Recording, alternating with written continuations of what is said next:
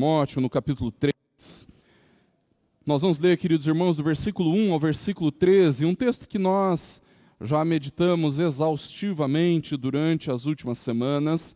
No entanto, queridos, como essa mensagem, este culto também é o tempo devocional da nossa Assembleia, é muito importante, queridos, que nós tenhamos atenção e entendamos a instrução do Senhor a partir da sua palavra nesse dia especial para nós.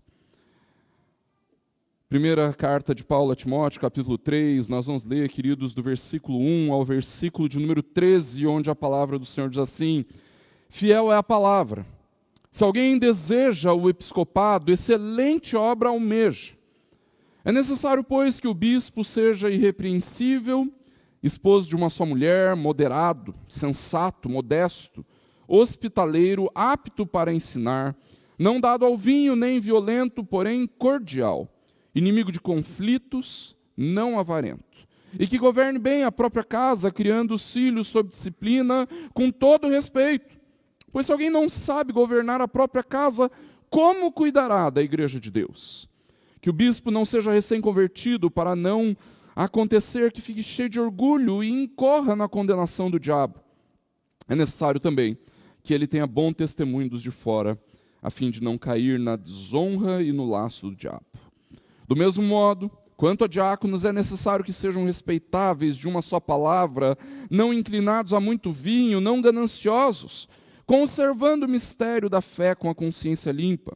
Também estes devem ser primeiramente experimentados e, caso se mostrem irrepreensíveis, que exerçam o diaconato. Do mesmo modo, quanto a mulheres, é necessário que elas sejam respeitáveis, não maldizentes, moderadas e fiéis em tudo. O diácono seja marido de uma só mulher e governe bem os seus filhos e a própria casa. Pois os que desempenharem bem o diaconato alcançarão para si mesmo uma posição de honra e muita ousadia na fé em Cristo Jesus. Vamos orar, queridos. Deus, em nome de Jesus, pedimos para que o Senhor mais uma vez fale conosco e nos oriente de acordo com a Tua vontade, que o Teu Espírito mova nos nossos corações neste momento para sermos impactados e transformados. Age, Pai, com graça. É o que te pedimos. Em nome e para a glória de Jesus. Amém. Queridos irmãos, durante o último mês, nós falamos bastante a respeito das qualificações para presbíteros e diáconos. E o texto que nós acabamos de ler foi um dos textos que nós mais utilizamos e que, de fato, nos trazem essas qualificações. É sabido, queridos, que daqui a pouquinho nós vamos escolher os oficiais da igreja, presbíteros e diáconos, 5 presbíteros e 9 diáconos.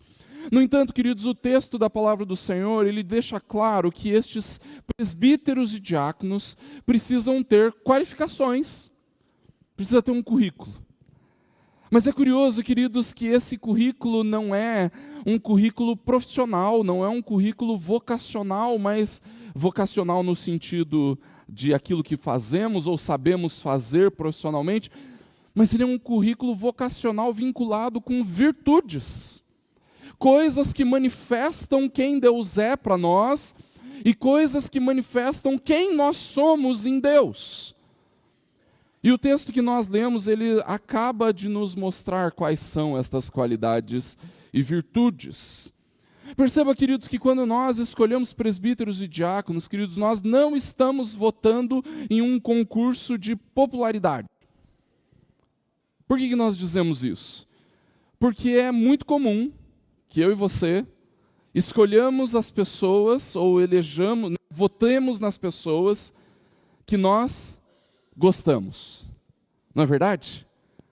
Quando a gente está lá olhando os santinhos, né, no site da igreja, ou então vendo o nome dos diáconos, falando assim, olha, eu gosto do fulano, eu gosto do beltrano, eu gosto do ciclano, e aí a gente vai votando de acordo com aquilo que a gente gosta. Mas entende, queridos, entenda, nós não estamos votando em alguém ou em um candidato apenas porque nós gostamos dele. Até porque, tecnicamente, você deveria gostar de todos os candidatos. Afinal, eles são seus irmãos em Cristo. Então você deveria gostar de todos eles. Queridos, nós somos chamados a escolhermos os irmãos de acordo com as qualificações bíblicas e não de acordo com a nossa empatia. Saiba, é perfeitamente compreensível e possível que você goste muito de alguém, mas não vote nele para desempenhar aquela função específica. Queridos, nós estamos diante da eleição, de uma eleição, e às vezes nós não nos atentamos para isso, mas uma eleição que define os oficiais da igreja, os líderes da igreja, pelos próximos 5 anos. E não é possível que a gente possa pensar os próximos 5 anos da igreja apenas dizendo assim, eu gosto dele, por isso vou votar. Eu preciso enxergar nestes homens de Deus, mais do que a empatia que eu tenho por eles, mas as qualificações que eles, de fato, precisam ter. Mas não é só isso, queridos. Quando nós olhamos para a vida como igreja, nós também precisamos entender que nós devemos escolher os oficiais da igreja, os líderes da igreja, de acordo com a realidade, com as necessidades que a igreja apresenta. Ou seja, nós votamos também considerando a realidade do corpo de Cristo, a realidade da igreja.